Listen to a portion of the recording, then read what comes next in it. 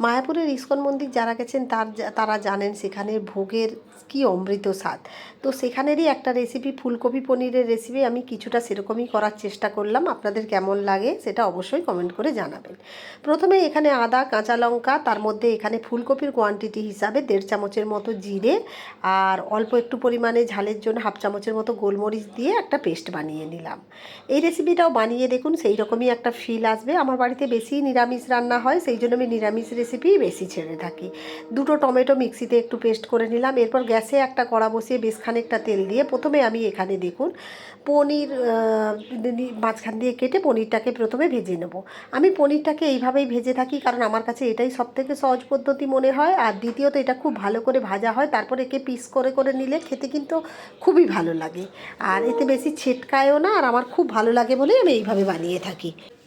এরপর আমি একটা আলু, বড় সাইজের আলু ডুমো ডুমো করে কেটে রেখেছিলাম, আলুটা তেলের মধ্যে দিয়ে দিলাম। ছাঁকা তেলে আলুটাও ভেজে নেব। দেখুন ছাঁকা তেলে ভাজতে খুব বেশি সময় লাগবে না। আমি ঢাকা দিয়ে 5 মিনিটের মতো রেখেছিলাম। এক পাশ পুরো লাল হয়ে গেছে, আর এক পাশ একটু ভেজে আমি এখানে এটা তুলে নিলাম। এবার ওই তেলেই আমি ফুলকপিগুলো দিয়ে দিলাম। রেসিপিটা একবার বানিয়ে দেখুন, খেতে খুব ভালো লাগবে। আমি জানি সবাই বানান, তো এইভাবে একবার ট্রাই করে দেখুন না। সিম্পল অথচ পুরো ভোগ ভোগ ফিল আসবে। ফুলকপিটাও নেড়ে চেড়ে ভেজে নেব। দেখুন ফুলকপিটাও ভাজা হয়ে গেছে, আমি ফুলকপিটাও তুলে নিলাম। দেখুন ওই তেলটাই কমে গেছে, আর আমি ওর মধ্যে কোনো রকম তেল দিচ্ছি না। এরপর শুকনো লঙ্কা, এলাচ, লবঙ্গ, দারচিনি, জিরে ফোড়ন দিলাম। তারপর অল্প একটু পরিমাণে হিং দিলাম। হিং অবশ্যই দেবেন, খেতে বেশি ভালো লাগবে। এরপরে আদা, জিরে, গোলমরিচ আর কাঁচা লঙ্কার যে পেস্টটা করে রেখেছিলাম, পেস্টটা দিয়ে দিলাম। দিয়ে 2 থেকে 3 মিনিট একটু নেড়ে চেড়ে নেবো, যতক্ষণ এর একটু কাঁচা গন্ধটা চলে যাবে। এরপর যে টমেটোটা পেস্ট করে রেখেছিলাম, টমেটো পেস্টটা দিয়ে দিলাম। দিয়ে এবার টমেটো পেস্টটাও এর সঙ্গে ভালো করে নেড়ে নেবো। নেড়ে যতক্ষণ না টমেটোর কাঁচা গন্ধটা চলে যাচ্ছে, তখন এই পর্যন্ত একটু নেড়ে এটা হতে দেবো। এরপর এর মধ্যে কিছু বেসিক মশলা যেমন হলুদ গুঁড়ো, লঙ্কা গুঁড়ো, এরপরে আমি এর মধ্যে স্বাদ মতো লবণ দিয়ে দিলাম। আমি এখানে সন্দক লবণ ইউজ করছি। আপনারা যে লবণ যদি ভোগের রান্নায় করেন সন্দক দেবেন, না হলে নর্মাল লবণও ইউজ করতে পারেন।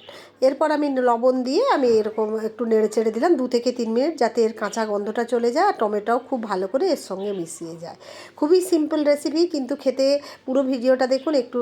আর যে ইনগ্রিডিয়েন্টসগুলো দিয়েছি দেখুন, সিম্পল, বাড়িতে সবসময়ই থাকে, খেতে খুবই ভালো লাগবে। এইভাবে একবার বানিয়ে দেখুন। এরপর ফুলকপি আর আলুটা দিয়ে দিলাম, দিয়ে মশলার সঙ্গে খুব ভালো করে কষিয়ে নেব।